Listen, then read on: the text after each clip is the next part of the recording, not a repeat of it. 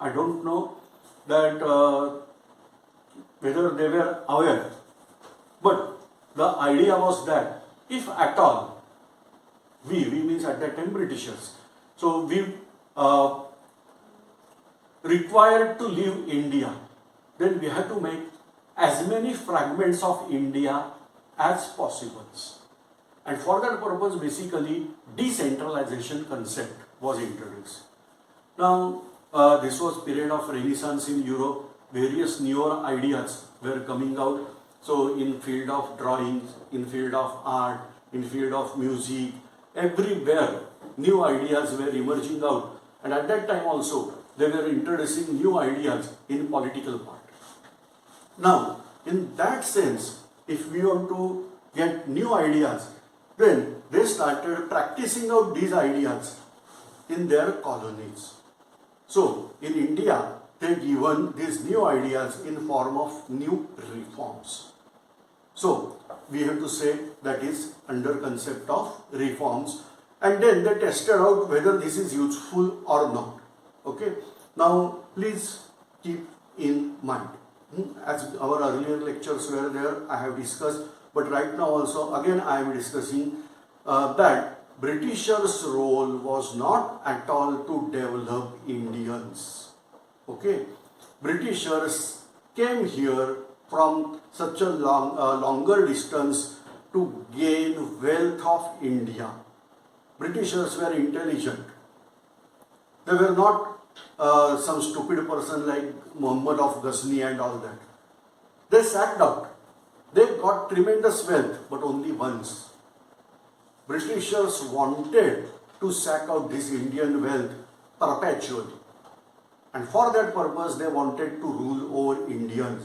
It was not at all their ambition to teach Indians, to spread knowledge in India and enhance Indians. No. If that was the requirement, then there was no need that Britishers should rule over India. Already we were doing all our best. So, if your mind is having this type of concept that it is very good thing that Britishers arrived in India, then it is wrong. They arrived in India only and only for sacking out India. But how to sack India for longer time?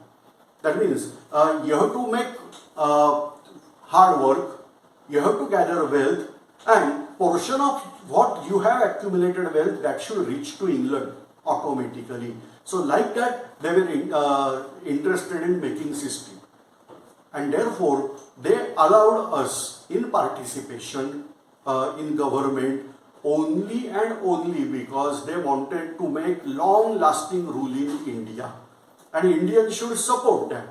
Okay, so three important acts now we have to discuss, that is Indian Council Act of 1861, then Indian Council Act of 1892 and Indian Council Act of 1909. Okay, first we are going to focus on these three acts. I am again revising, the intention was to sack out India, not to teach us, not to give us knowledge, nothing. We have to use various policies so that we can rule in India perpetually.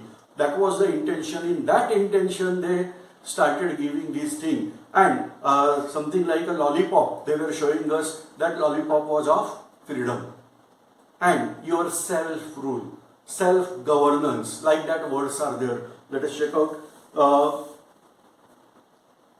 number one feature of this act, that is I am discussing now Indian Council Act of 1861. So it made beginning of representative institutions by associating Indians with the law making process. Okay, that means Britishers are now taking us, they are uplifting us. Okay, it thus provided that Viceroy should nominate some Indians as non-official members in his expanded council. See the view. Indians were allowed in their council, but as non-official member, that is also nominated by Viceroy. So it was not that public representation was there. Viceroy was given this power. Now, in 1862, Lord Canning, his name is very nice, so he was Canning, Cunning, whatever the thing, because intentionally he destroyed various parts in Indian art and architecture on paper. What will be that we will see afterwards. But that Lord Canning, at that time he was Viceroy, he nominated 3 Indians to Legislative Council. That is the Raja of Banaras, Maharaja of Patiala and Sir Dinkar Rao. So like that, he introduced 3 people in Viceroy's Council, that is nominated people but only as a non-official member. So this was the thing. It initiated the process of decentralization by restoring the legislative powers to the Bombay and Madras provinces. So here this is the word that in initial stages during Regulating Act and Charter Act, they were consolidating power in hands of Governor General of Bengal. Now they wanted to decentralize this power, so little liberal nature they accepted here. It does reverse the centralizing tendency that started from Regulating Act of 1773. Now, this decentralization policy, in the book it is mentioned that ended in 1937, that is 1935's Government Act of India, but no, practically this ended in 1947, not in 37, by decentralizing India into more than 500 fragments. That was the main aim. So we have to keep in mind always that this is the reason why they initiated this type of decentralization process. Now it also provided for establishment of new legislative council for Bengal, northwestern provinces and Punjab. Now this is something we can say the sowing of seeds for further partition of India. And they were established in 1862, 1886 and 1897. Now this is actually the sowing of seeds which got fruits in 1947 in form of separation of Pakistan. It empowered the Viceroy to make rules and orders for more convenient transaction of business in the council. It also gave a recognition to the portfolio system introduced by Lord Canning in 1859. Now this way, certain things were added in this 1861 Act, that is Indian Council Act. It empowered the Viceroy to issue ordinance, that is without consulting with the Legislative Council.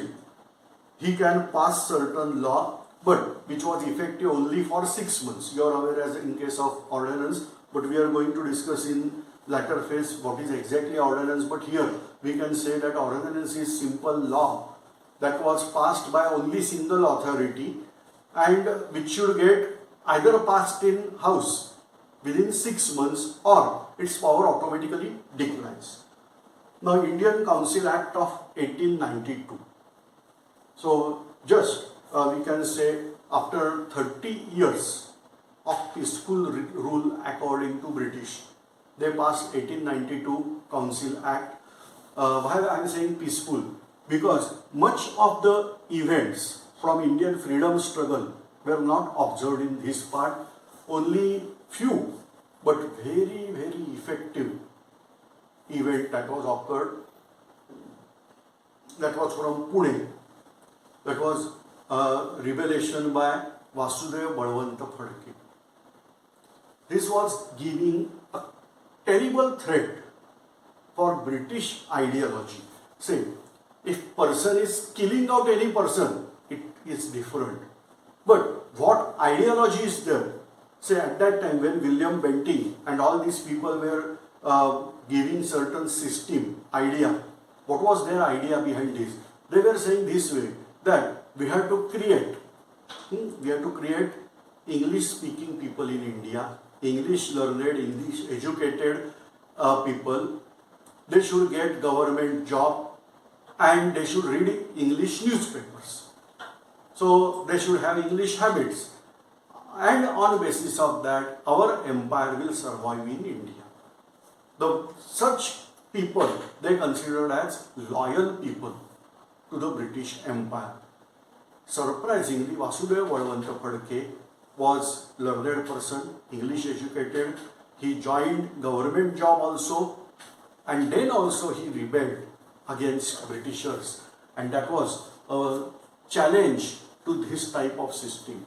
And then British planned out another way, that there must be dialogue between government and local Indian people, and for that purpose in 1885 they established Indian National Congress, obviously under leadership of Sir Hume, retired ICS officer at that time. But then onwards they made certain thing, that is in 1892 Act. It increased the number of additional means non-official member. Now they divided this member, official and non-official. British means official, Indians mean non-official, in central and provincial legislative council, but maintained the official majority in them. So non-official members should not have any majority. In that number only they take. That means idea was that, all right, you are allowed to come here, but whatever we are going to do, that is only final. Now, it increased the functions of legislative council and gave them the power of discussing the budget and addressing questions to the executive. That means initially these powers were